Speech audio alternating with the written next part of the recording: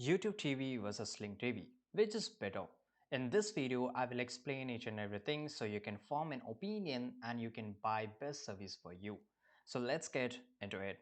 So first of all, we will talk about YouTube TV, the first major live TV streaming service to give you an unlimited DVR and nearly every channel you could want. So YouTube TV is a favorite for most of the people, but let me tell you that YouTube is little bit expensive than Sling TV. Here you can see that if I just click on try it free, it will charge me around $58 for the first 3 months, right? And then it will get into the base pricier. So here you can just get access to each and everything, and you just need an email address of Google and you will able to watch each and everything, and in this way you will able to replace your cable TV. Now let's talk about this Sling TV. So Sling TV, as you can go here, Sling TV can be only accessible in US, right? So Sling may not have all the broadcast networks and as many cable channels, but its lower entry level price makes it favorite for those looking to cut the cord on the budget.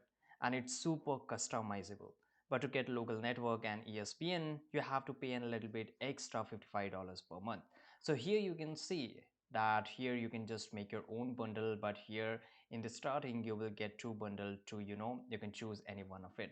The first one is orange, which charge you $20, and blue $20, right? And here you get some, there are few channels, and on the blue one you get the different kind of channels. So you can just choose any one of them, and if you want to join or if you want to buy both orange and blue, then here you can just click on add both and you will able to buy it. So here you can see the price is much lower as compared to YouTube TV, which is around $58. And at the same time, if you just buy orange and blue, both the customizable choices, it will charge you around $28, right? And here you can see, you can just visit the website and you will get a more information on it. So I hope you found this video very useful.